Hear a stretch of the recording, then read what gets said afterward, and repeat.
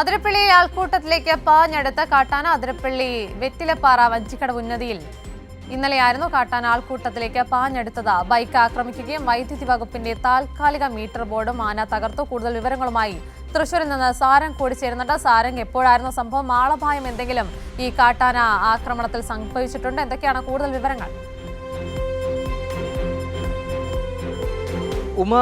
അതിരപ്പള്ളി വെറ്റിലപ്പാറ ഭാഗത്ത് ഇത്തരത്തിൽ കാട്ടാനക്കലി ഒഴിയുന്നില്ല എന്നുള്ളതാണ് ഏറ്റവും പ്രധാനപ്പെട്ട കാര്യം. ഇന്നലെ രാത്രിയും ഈ വെറ്റിലപ്പാറ ഭാഗത്ത് കാട്ടാന ഈ ജനക്കൂട്ടങ്ങൾക്ക് നേരെ പാഞ്ഞെടുത്തു എന്നുള്ളതാണ്. വഞ്ചിക്കടവ് ഉന്നതിയിൽ ഇന്നലെ രാത്രിയായിരുന്നു സംഭവം.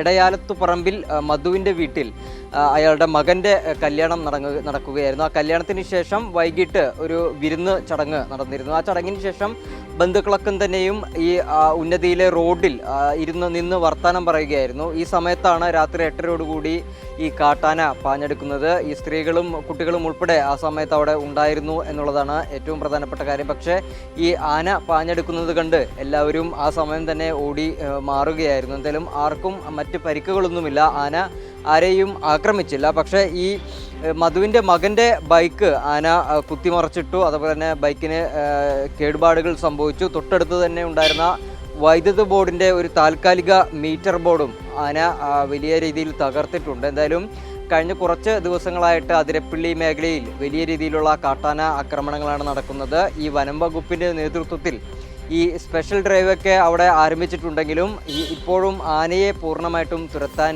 കഴിഞ്ഞിട്ടില്ല എന്നുള്ളതാണ് ഇങ്ങനെ അടിക്കടിയുണ്ടാകുന്ന ഈ കാട്ടാന ആക്രമണങ്ങളുടെ കാരണം. ശരി സാരംഗ്, എന്തായാലും അതിരപ്പള്ളി ആൾക്കൂട്ടത്തിലേക്ക് പാഞ്ഞെടുത്ത് കാട്ടാന അതിരപ്പള്ളി വെറ്റിലപ്പാറ വഞ്ചിക്കടവ് ഉന്നതിയിലാണ് സംഭവം ഉണ്ടായത്. ഇന്നലെ രാത്രിയായിരുന്നു സംഭവം. എന്തായാലും സംഭവത്തിൽ ആളപായമില്ല എന്ന ആശ്വാസകരമായ വാർത്തയാണ് സാരംഗ് പങ്കുവച്ചത്.